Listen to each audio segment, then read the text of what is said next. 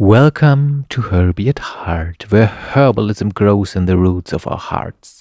An intrinsic journey where we dwell on the deep and expand the narrow, staring your favorite herbalists. Tash, hi Tash. Hello. At Avant Garden Live on Insta, and me, Phil, at Power Plants Berlin. One plant, one show, and the interview with a person who represents a part of the plant. And today is gonna be A glowing day. Today we're basking in the golden glow of St. John's wort, aka St. John's wort. I will be talking about that later. A vibrant herb with a rich history of medicinal use. Known scientifically as Hypericum perforatum, this flowering plant has been treasured for centuries for its potential mood-boosting properties. St. John's wort is the most commonly associated with easing symptoms of mild to moderate depression. Research suggests it may be as effective as some standard antidepressants, possibly by influence neurotransmitters activity in the brain, something that's not working for me today, similar to how selective serotonin reuptake inhibitors, SSRIs, work. Beyond its potential antidepressant effects, St. John's wort has traditionally been used for a variety of other ailments. We're diving into the signature of St. John's blood, the use in traditional and modern herbalism. Some studies suggest it may help alleviate menopausal symptoms like hot flushes, while others explore its potential for wound healing, anxiety relief, and improved sleep quality, slightly too good sleep quality in my opinion. Join us as we contribute to explore the world of St. John's wort, delving deeper into its fascinating properties and potential benefits. exciting. Yeah, all those things that all the people need in our society now. That's true. We all need this signature plant, and we all need the planet that it's aligned to. We all need sunshine. Bill Withers ain't no sunshine. What a beauty. An oldie but a goodie. Yeah, Goldie. Oldie. Yeah, we're getting into the mood of Hypericum St. John's, as you told me. Just finding out St. John's wort. I'm excited to hear about that. As you know, we have the tradition of ingesting the plant in various forms for a month and experimenting on what it does to us. And of course, we have done that with that beautiful plant, Hypericum perforatum. What have you been taking? I've been taking tincture, daily dose of tinctures, and somehow I felt like I wanted a lot. Normally I take my pipette and I do like 10, 20 drops. This time I took like a tablespoon and just put it into a glass of water, just pouring it and drinking it. For the listeners out there, this is not what you should be doing. Nah, it's really not. But I mean, if it's calling you, no. For experiments, this is another thing. If you're having any kind of health issues, I wouldn't suggest any of that moves. It was interesting though, because I felt I got a little bit kind of a proving. For you out there who don't know what a proving is, in homeopathy we do this to understand the symptoms that a plant, that a substance brings. So you take a substance for a longer time and you see what symptoms come up, and you get an idea of on these kind of symptoms you can use the plant or medicine. And I got very stressed. Oh. I had an intense, stressful time. I got like super agitated. I was super in my head. Like it was super tense. My whole body was tense, and it was a very interesting process. And I kind of were like going in and out between being tense, being relaxed, finding my time, taking times off to massage myself. I started the ritual to cover myself in St. John's blood, which is the an oil. You taking the. We're going to tell them in recipe time. In the recipe, yeah. You making an oil out of the plant, and it creates this beautiful red color, and it looks like blood. and it's related to Saint John. We're going to talk about that a little bit later. And I covered myself before sleeping, and then gua shat. I took this Chinese horn combs and like rinsed them all over my body and massaged myself. And it was such a calming thing with intense dreaming and like very deep and beautiful sleep. How did you find yourself the next morning? Recovered. Interesting. Yeah, that was great for me. Taking the tincture on such an intense level was not a good idea. I would say that was way too much. But interestingly, that's how I wanted to do it. Yeah. Whenever I had my pipette in my hand, I was like, no, I need more.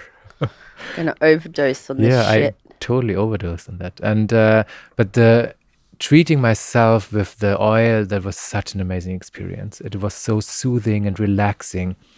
And I combined it with taking me time. And as we're going to find out in our beautiful interview later, that's one of the pillars of brain health, like really taking the time to treat yourself and relax. And I realized how important that is. And Hypericum is a beautiful one to support us on that. Yeah. Yeah. Yeah, it's I was sort of jumping around between all the things, I do have to say. I took very small doses because I've worked with Hypericum quite a lot, and it's funny, these kind of nervine herbs can often really throw me out, like knock me out to the point of that I feel like I've had, I don't know, like Valium or like, I mean, I haven't even taken Valium before, but I can imagine like that feeling, or like smoking a bong or something, like really knocks me out. And I have the opposite effect of you with Hypericum when I put it on the body. And because it's been quite hot here, we've had a bit of sun the last week, I've had it in the evenings. And even just putting it on my face, the next morning I wake up and I feel so exhausted. So it's really interesting. I have a really good sleep, but I feel like I almost sleep too much and I almost go into like two of a deeps. I can't even describe it. It's like it almost relaxes my system in not such a positive way.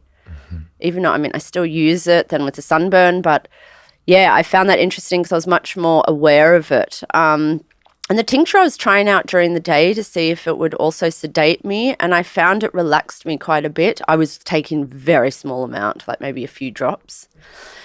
And then I moved on to the flower essence, which I've been taking the last week. And I was also taking it at the beginning of the month. And it was very interesting what's happened. Like you, there's been like a lot of big things happening and a lot of deep things happening, and somehow it's helped me be able to deal with them in a very childlike way, to be able to sit in that space. What do you mean? Elaborate, please. Like, you know, we're doing the family constellation work, me and Philip, we do that as well. And some issues came up around family and stuff that I had been scared all my life to talk about or to maybe ask my parents about. I was ready to ask them. And I was ready to delve like into very old stories of very deep trauma.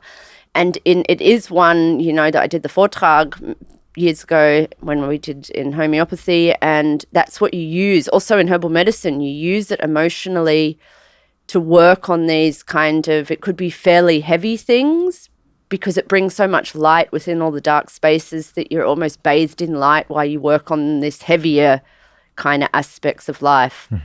And it was quite interesting because when I was working on this stuff, there was such a lightness to it, even though the subjects were extremely heavy, and I could come through them a lot easier.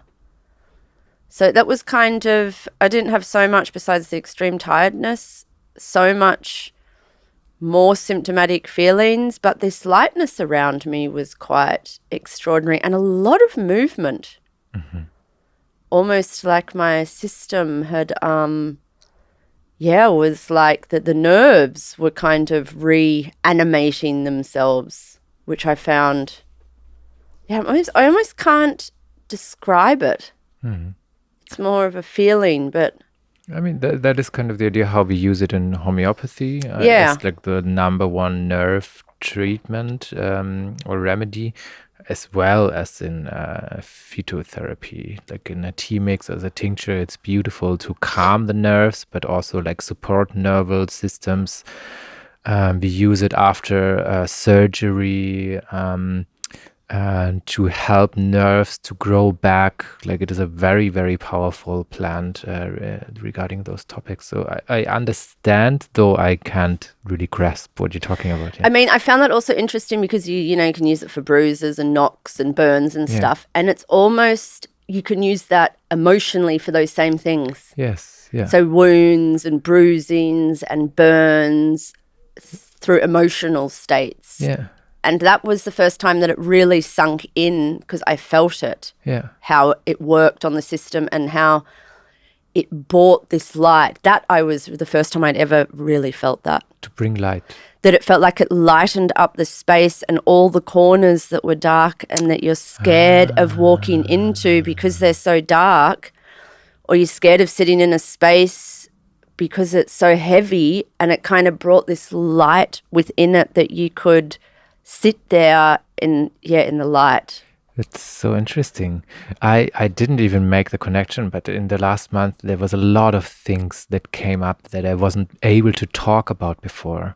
And during that time, they were coming out. I was able to express them, and I didn't make the connection to that. And that is super beautiful. And maybe we can talk regarding that a little bit about the signature, because as you may know, the plants that we're working in, they are connected to a planetary system, and the planets, according to the Greek gods, they also have kind of abilities and preferences and how they behave. And in this case, the planet is the sun. So the planet signature is to Hypericum is the sun, and also it blooms at the time when sun is the most on the planet, time of the equinox. I mean, it's airing right now perfectly on St. John's Day. The solstice. Yeah, the solstice, but 24th. Yes, midsummer we call it. Yeah, midsummer, but the 24th is the birthday of St. John. Okay. And that's when you're supposed to collect the Hypericum. So and it's airing tonight on that day, which is beautiful. And I think we didn't even check the date before, to be honest. We were like, it's that plan for that month. That was sure. So it's a beautiful coincidence for us. And it is about bringing the light, bringing sun. It has a big relation to the heart. Heart is always connected to blood. We find the signature in the plant. When you rub the plant between your fingers, you find how it's turning red. The oil is turning red. So the signature is all in there. And last time we were talking about like how to open the heart with the hawthorn, and now we're finding from that open heart we may have the next step is to bring the light from the heart to the dark spaces that we have created. Basically doing the shadow work, looking at the things that we are have put stones on old trauma, old wounds, as you were saying. So we have a beautiful connection there on how to bring sun back into our system. Yeah, and sun back into those heavy spots, which you can make lighter. Yeah, and suddenly lighter in a way of bringing light there also. Once there is not a shadow anymore, they're not so scary. Yeah. Like you, in the darkest place, you just need a tiny little bit of light, and you find it's not so scary anymore. No. Yeah. Yeah, I found that very interesting. It was the first time, and I think I've used it unconsciously like that often, also for patients. But it was the first time that I really realized, wow, this is a super powerful plant in this work on this emotional state, which of course makes sense because of what the plant does. But it was interesting, the light. It was really interesting how light it was then to deal with these things. Yeah, that's really cool. Yeah, it's interesting that you also experienced it, but more on an unconscious. Totally unconscious. Level. It's like the last time I didn't even put the two in connection. Just the moment that we're meeting and talking about it and realizing, wow, it is. That's Hypericum. That's what it does. Yeah. And of course, that's how I'm using it. Giving it in tea mixes and It is a plant that is used for depression, even in clinical studies. We also tend to isolate some of the substances like the hyperforin that's inside and giving that in high dosages for depressed patients. And that's how we use the plant, of course, bringing back the light. And we know the spaces of darkness in depression. Yeah. Yeah, the good old Hypericum. Yeah, beautiful. You want to tell us a little bit about the story behind St. John? Yeah, so before you tell the one before St. John, so it's actually when I was doing the talk on the homeopathic of Hypericum, and I was reading about the history of it, and there's very little information in English or German that I found. In other languages there might be. Previously, before St. John. Yeah. And I found this little snippet somewhere in a book. I couldn't remember it for the life of me now where it was, where someone was talking about that there's a possibility that it was only a herb used mainly by women. I mean, the plant bleeds. In my opinion, it's like that signature is pretty strong, yes, for the heart and that, but it's like one of the only plants that I know that you push it between your hands and it literally bleeds. Yeah. And for me, that is such a strong representation of a woman. Yeah. And so, yeah, they were saying that in this little article that it was so potent, this herb, that they took it off the women and didn't allow the women to use this plant anymore because they knew its deep and very potent activities. And this could have been things like back then, ideas of depression or whatever. But somehow it was taken and then it was named this St. John. Yeah. So what I do is I always move that into a female name. Yeah, nice. Instead of St. John, I then say St. Jones. And I actually generally use the Latin name Hypericum. Yeah. Because I did read up then also a lot about St. John, and it's from that time when the church has taken over a lot of the herbs which were female herbs. Yes. And so for me to support that name, I rather call it St. Jones. Yeah, I like that very much. Yeah, so that was why when I'm teaching, I'm often telling people that little story about why I call it that. Yeah. To kind of bring back the feminine side of the herb. Yeah. I don't know what you'd say in German. Is it Johanniskraut in German? It's Johanniskraut. It's also Johannes, der Täufer. It's the St. John. I know, but I don't know how you transfer that into a female form. Johannakraut. Johannakraut. Yeah, I like that. That's süß. Johannakraut. Yeah, that's nice. So maybe you can tell us about the actual, why it got this name. Well, there's plenty of stories around that. I think the easiest explanation is that the birth date of St. John is the 24th of June, which is today. And during that time, there's a bunch of herbs that he called the Johanniskräuter, the Jones herbs, I guess. And that's all the herbs that are blooming at the time. That is Johanniskraut, that is Achillea mellifolium, that is Camomilla, and different kinds of stuff. All of them that are blooming today, you're collecting them. And in tradition, at the midsummer solstice, you're having rituals with them. You're collecting, you're throwing them into fire. You're jumping over the fire. Fire also has this beautiful sun signature inside, the heat, the destructiveness also that comes with it. And that's the easiest explanation. And then there's plenty of legends about Saint John, and I was digging into that and what Rudolf Steiner said about it, different kind of incarnations of holiness regarding to the blood or something, wasn't there? Stories. Yeah, because he was beheaded, so the blood was very important, and you can look it up.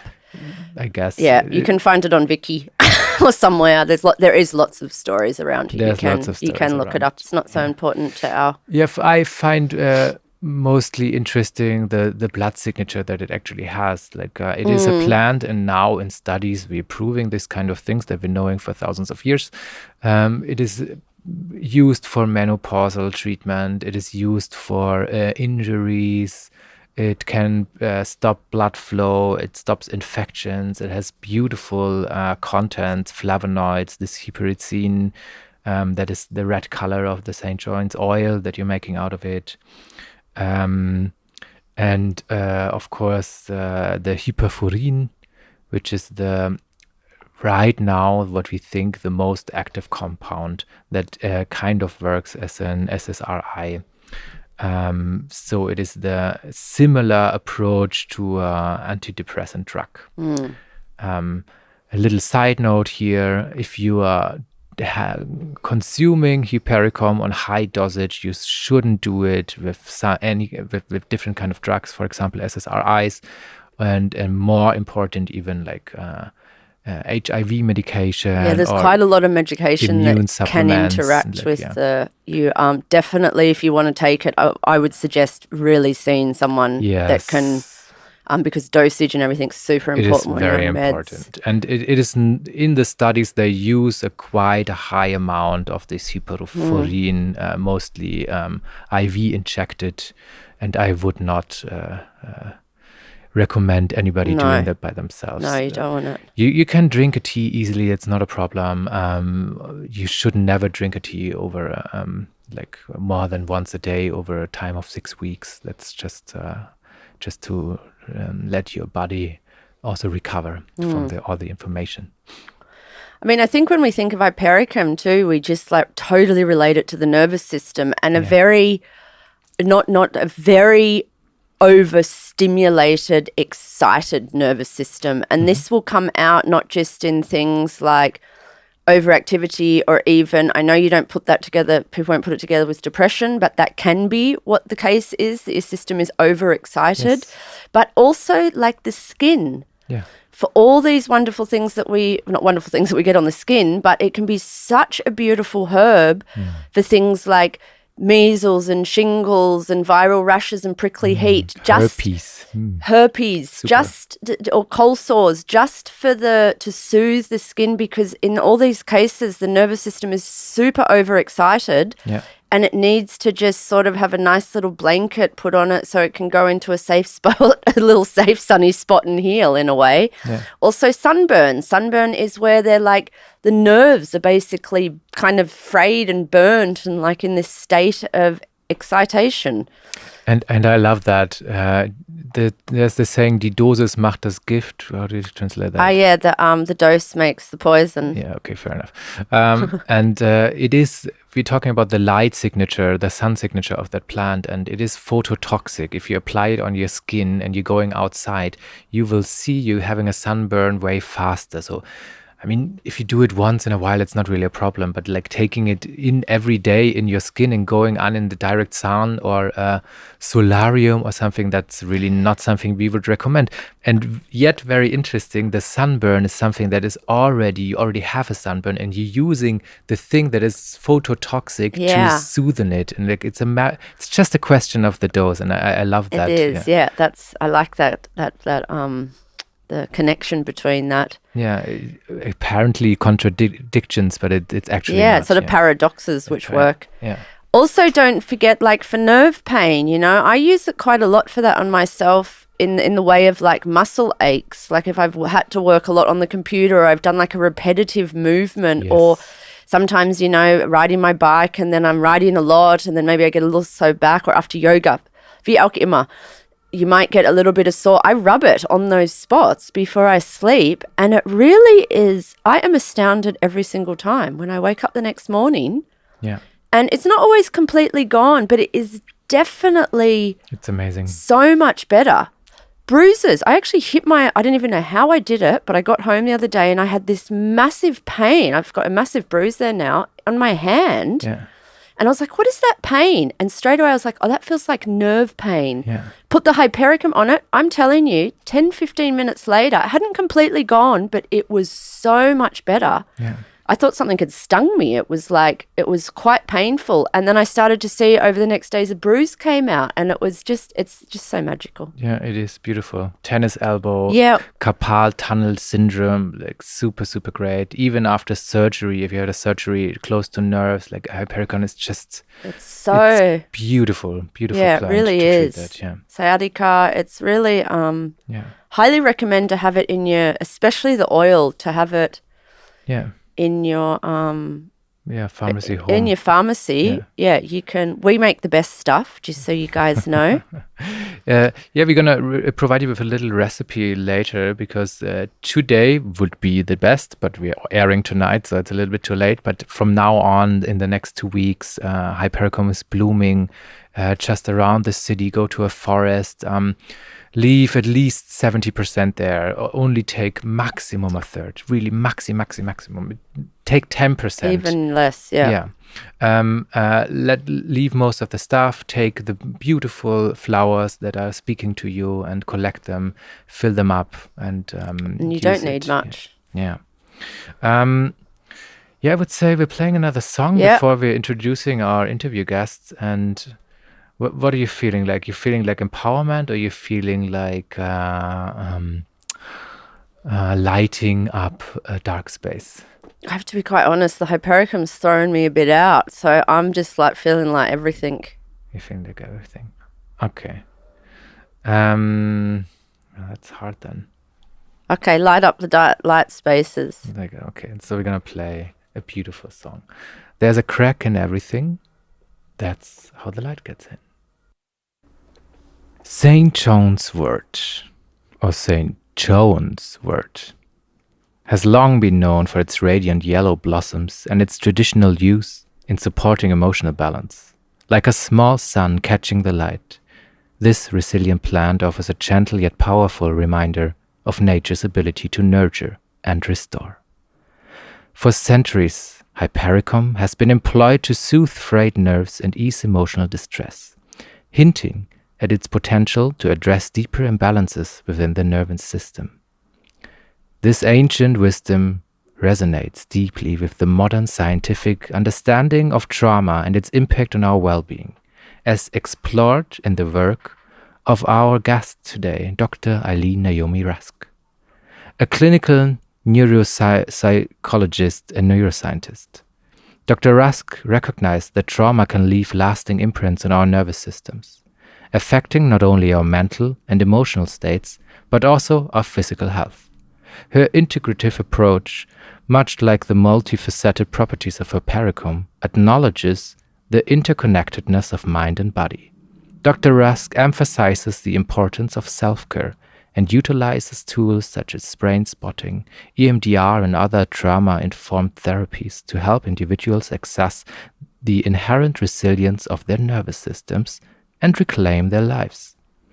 Just as Hypericum offers a beacon of hope for emotional balance, Dr. Rusk's work illuminates the path towards healing and thriving after trauma. Oh, we're so excited to have Dr. Rusk on our show today. Dr. Eileen Naomi Rusk began her career in behavioral neuroscience and psychopharmacology. She completed her post-doctoral fellowship positions in the neuropsychology of psychiatric illness and neurodegenerative diseases at the University of Birmingham in Great Britain and at the Royal Ottawa Hospital in Canada. She worked for the British government assessing children with multiple neurological and emotional disabilities. Rusk was awarded the Parkinson's Disease Fellowship position in Canada, investigating mental health changes in movement disorders and dementia. As director of the Health Brain Center at the Brain and Behavioral Clinic in Colorado, she focuses on brain health and a functional medicine approach to Alzheimer's using a positive neuroplasticity model. She treats personal and integrational trauma in her approach to optimal longevity. She is trained in various trauma resolution techniques and in cognitive rehabilitation. Dr. Rusk blends these approaches into her resilient-based work and is guided by a functional medicine approach, which looks for the root causes of cognitive decline and emotional trauma. She has authored numerous peer-reviewed papers and speaks globally about polyvagal theory, brain health, stress resilience, and nervous system wellness for optimal longevity. She leads global vagus nervous practice groups once a month. Being a mother has greatly informed her international humanitarian service work and her role as a community health educator. Dr. Rusk has woven spirituality, mystical texts, and mindfulness into her practice for over 35 years. Wow. Very impressive. We're very happy to have you here. Thank you so much. It's my delight to be here. Beautiful. So while researching you and your work, something that came up for me is this 6 pillars of brain resilience that you're talking about. And I found the concept quite beautiful and interesting. And could you maybe explain this concept to our listeners and describe how it relates to maintaining a healthy nervous system, particularly now in this very, very stressful world that we are living in? Are we ever recording during a stressful time? Mm-hmm. My friends, absolutely. It's a wild time. I've been building these pillars of brain health for about 35 years. I started because I really was committed to treating and reversing neurologic illness and psychiatric illness and psychological distress. So kind of I always bridged mental health with brain health. And I guess over the years, what's happened is I've realized that the same pillars for brain health and longevity are super similar to stress and emotional resilience. And so that's what I speak a lot about now. And, you know, you mentioned 6 pillars. I think I started with 6 pillars and now I'm kind of up to 12. And those are all modifiable root causes for, you know, cognitive health. Those are things we can change. Modifiable meaning there are things that we can do to change the trajectory of our longevity, our mental health, and our brain health. And I'm just going to share with the listeners some of my pillars for brain health. The first 6, which are very, very doable and ones that we can personalize, they are rest, something very hard to do in a stressful world. Movement, nourishment and gut health, sleep, restorative sleep with dreaming, going through all of the stages of sleep architecture. And you see now, as I'm speaking about it, how it has to be so personalized. Breathing and breathing well, breathing consciously with awareness, and using our breath to work with our nervous system as we need it, as we get to know ourselves. And finally, the last of the simple, in inverted commas, I'm moving my little fingers, in inverted, is mental health. How do we work with our anxiety? How do we work with our sadness, our depression, our grief, and stay with it and move out of it, move with it, and stay in connection with other people with our moods. I have 6 other pillars. I'm more than happy to share them with you that are required to prevent dementia and increase healthy, optimal longevity. But I can talk about my 6 pillars another time. Up to you. No, please go on. We would love to hear them. I love that because I've built upon the first 6. And I guess some of the underpinnings of those first 6 are we have to stay challenged. We have to stay able to work with novelty and discern what's challenging in a good way and what's challenging in a harmful way, and increase our stress resilience by being okay with novelty and dilemmas that disorient us, where we're like, okay, we're spinning and I can find my ground again. So this returning to stability. Of course, connection, social connection, I think is all the data shows that if we really want to be happy and live a long life, then we just stay connected and loving each other better and more. Yeah. And meditating is a pillar, you know, how we meditate, what we do with our mind. If we feel like we can be with our mind and not let our mind take over in negative ways, but make choice around what we think and what our mindset is. Detoxing and getting into some of the more physical things that are very related to the herbs and the herbs that you talk about and plants that you talk about benefit brain health and mental health and physical health. But the next pillar is really detoxifying. But first of all, making sure that we stay out of as many environmental and social and trauma toxins as we can. So preventing buildup of our toxic bucket is first. And you guys probably know of plants that are wonderful for detoxification, but mostly we want to have healthy detox pathways and not be exposed to as many toxins as we have been in the last decades, especially in the United States and Canada. I would have to say they're way worse than Europe in terms of allowing pesticides and things like that on plants. Yeah. The last two, and thank you for listening, but hopefully this is helpful to you. The last two are primary, and that's really looking at health and wellness from the nervous system and a physical point of view, from a functional medicine root cause point of view. We have to take care of our heart, our senses, our physical health, our kidneys, our detox pathways. And that's really like see a good integrative provider who understands the kinds of things you talk about in your show. Oh, I think we all go. Those were about 12 little pillars that I shared with your listeners. Beautiful. Yeah. Hopefully that's helpful. Oh, I mean, I think everyone could use all those pillars. I could certainly have more of them in my life. Yeah. And it's very clear how active our part in this role is, that we are listening to what you're saying. All of us, we can actively do so much to take care of our health, brain health, training our resilience. And yeah, it's beautiful. And it seems very simple, to be honest. Yeah. Yeah. Yeah, I think it always comes back to us, doesn't it? And it comes back to most of my patients say, oh, I eat so well. Oh, yeah, I do exercise. Well, we each think we're doing what we can do to eat well and move our bodies well as two main pillars. But the truth is, we need outside opinions. Yeah. We need someone else looking in going, actually, the way your mother taught you to portion isn't probably the best right now for you and your physiology and your mental state. Yeah. Which comes back to the community pillar as well, that we have community around us. So they all really to let us know that, hey, maybe you could be eating more of this, or we could help each other. So they sort of all intertwined, really, all of the pillars. Right. Yeah. Beautiful.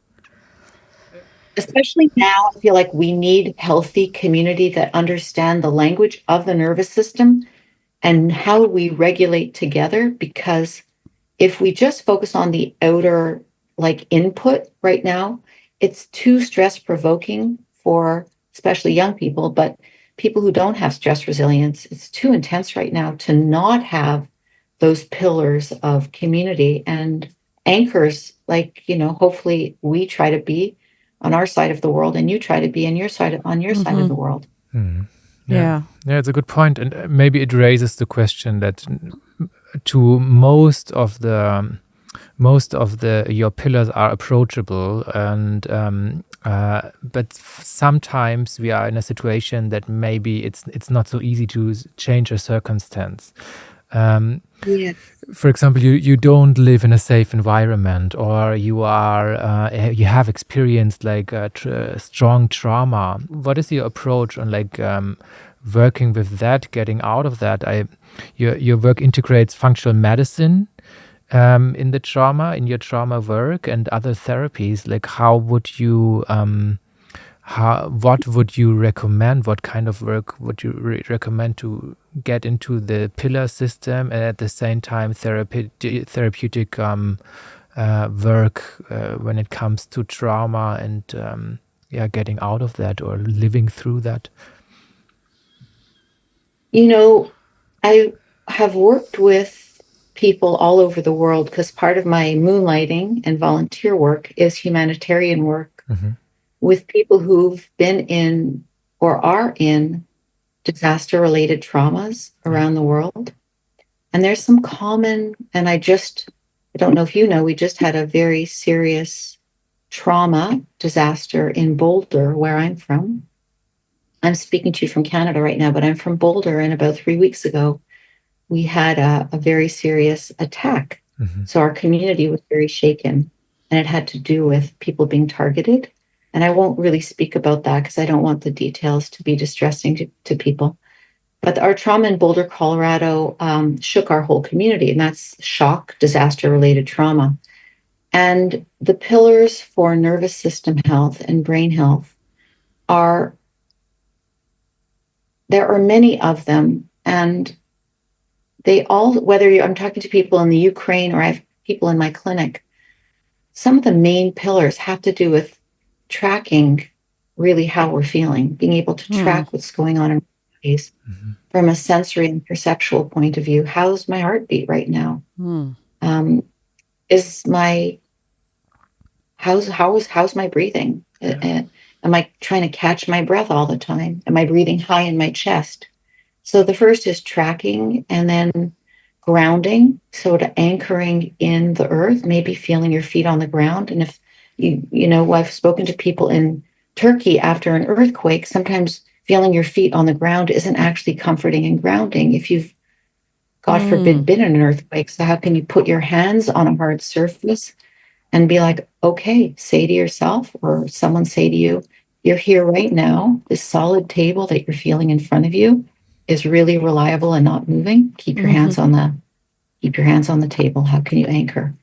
So self-awareness, tracking your body sensation, knowing interoceptively, internally what's happening so that you can catch it and work with it. Because we're all wired similarly, neurobiologically. So we can all use similar skills and tools, even though they need personalizing. There is data from huge models of trauma healing after disasters that some things really do work for most people. One of these things, though, tracking, grounding, knowing that you can switch from one experience to another. You can be freaked out and afraid. And also there's an opportunity to shift your focus, orient to something different. You may be in a dire situation and be like, okay, I can switch right now to a lovely face or a child or a flower or a plant and focus on that. So there's other resilience skill, and there are others. But just to give you a sense that some of these are cross-diagnostic, trans-diagnostic, and treatment, trans-treatment oriented. It's beautiful. It's very, very, a very spiritual approach, I think, what you're doing. It's very close to a spiritual journey of disidentification, and it's beautiful. And it's so accessible to everyone, wherever you come from, in whatever class you're in, wherever you're in the world. Anyone in any circumstance actually can access their own body or images or smells or use their own senses. So it's a very simple, very basic kind of primal way of working. And I think it's we really need more of this in the world, your work. Thank you. And there are many ways to soothe a nervous system, even if we're in a situation of challenge, familial challenge, community challenge. I think our first responsibility is to at least know that we do have the ability to be in the driver's seat of how we think, how we feel. And it does take practice, and it does take being in community where there is support. Amazing. And what we're really talking about is how do we build resources for ourselves so that we can share them with others. And some of those resources begin with what soothes me. It may sound selfish, but in fact, it's kind of the way to care for your own nervous system, care for your own mood and your thought and your behavior, so that then you can share that with others. It's really kind of a community model, even though it starts with self-awareness practices. Yeah. It's heartwarming listening to you. Yeah. On that note, with changing also when, with changing ourselves and changing our nervous system and changing our brain, we come to the idea of neuroplasticity. It's with the ability for people who don't know, for our listeners that don't know what it is, it's the ability to change and adapt our nervous system or our thoughts, all the things that are happening through that. How do you work with this in your work, or what therapies do you find most supporting, effective for helping your individuals reclaim their lives and experiencing, but also perhaps healing the trauma which people have experienced? I'm so happy that you asked about neuroplasticity. And although many people have heard the term, I know I grew up with believing that our nervous system and our brain specifically was quite unmodifiable in aging. And I see neuroplasticity as kind of the hopeful underpinning to everything that we're talking about today. And every one of those pillars that I shared with you, all the changes that we do in order to enhance any of those pillars involve pruning and tuning our nervous system, our nerves in our brain, the connections, the information that goes from the body to the brain, from the brain to the body. We have the capacity to alter that wiring and the firing every day, all the time. And I'm going to just break the word neuroplasticity into two sections: positive neuroplasticity and negative neuroplasticity. We can make changes that enhance, and our nervous system, our brain, our health, and we can use neuroplasticity to our detriment, where we make choices and behaviors that are negative, like drinking or not exercising or eating saturated fats. Even though it's a behavioral and a lifestyle choice, it does teach the brain. So everything we do teaches the brain. And the concept of novelty, increasing our capacity, increasing our challenge, all of those components can create positive neuroplasticity, the kind of neuroplasticity that we want. And I'm sorry to, fundamentally, what we do repeatedly becomes who we are, right? What we do every day and what we choose to do becomes what we do. So habit is something that the brain and body absolutely love for predictability.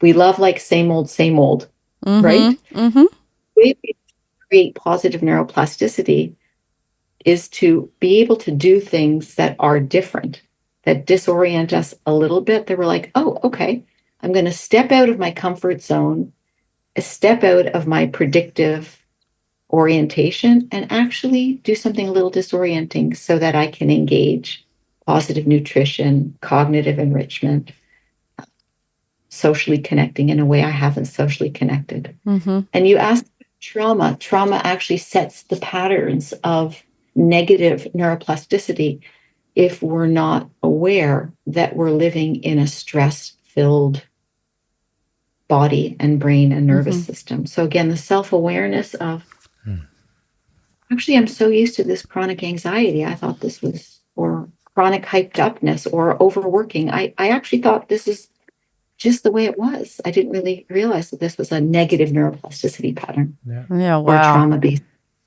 Wow. I loved that term you used in the beginning, pruning and tuning. I think that's a really, probably because we're plant people, but it's just such a simple, for me, I can really grasp the idea of a nervous system being pruned and tuned to grow in a way that we kind of ourselves can grow it. It's not and the outside influences, but somehow it comes from within us.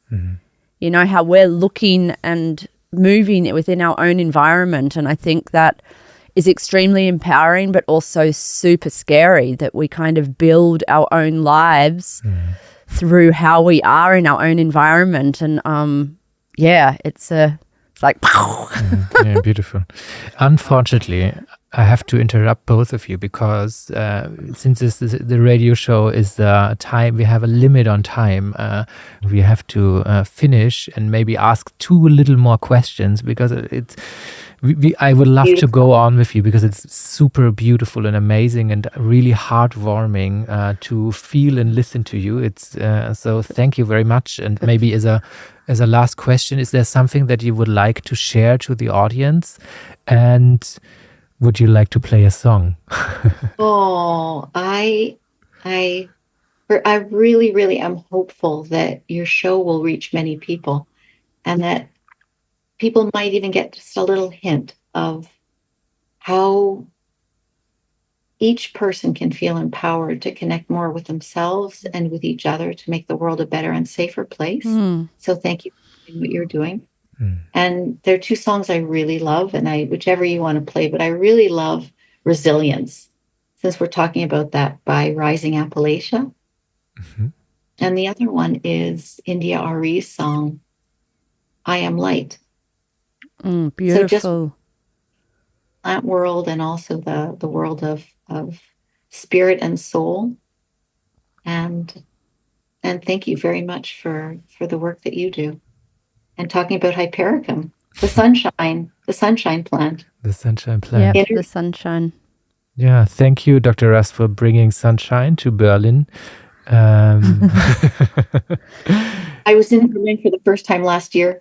Totally loved every second of it. We'll talk about that another time, but thank you. Yeah, next time you're here, let us know, and we manage to meet up in person. Yeah, we would love that. And here's your song.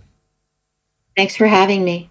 Thank you, and thank you, Dr. Rusk, for joining us. And now we have recipe time. And we already spoke a little bit about what we were going to do. We're doing a nice, just beautiful Hypericum summer solstice oil. It actually wasn't growing that much. I was out in nature quite a bit and it was like hardly at all. So we're just going to call it that, but you can do it really as soon as it starts flowering. Super easy.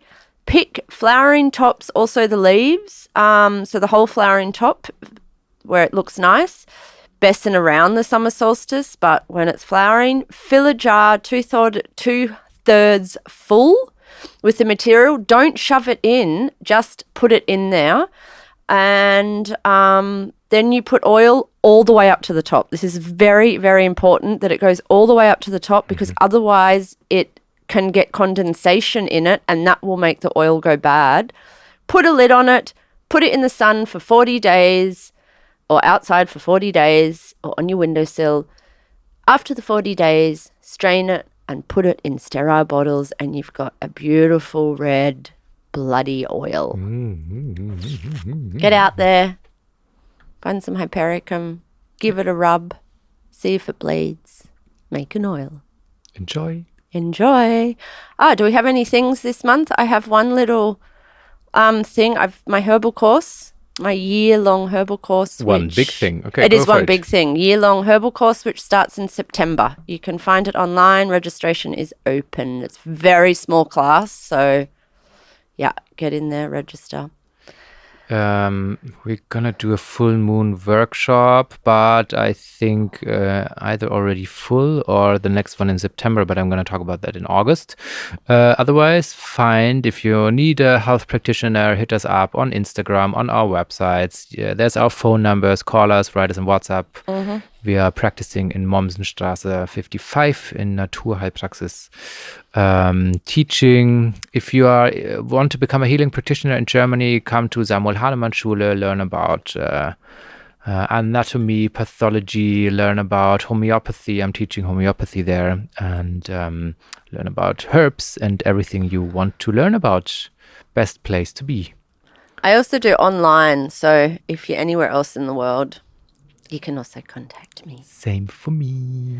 Okay. That's it. Have a beautiful summer and see you or hear you or speak to you next month. Whichever.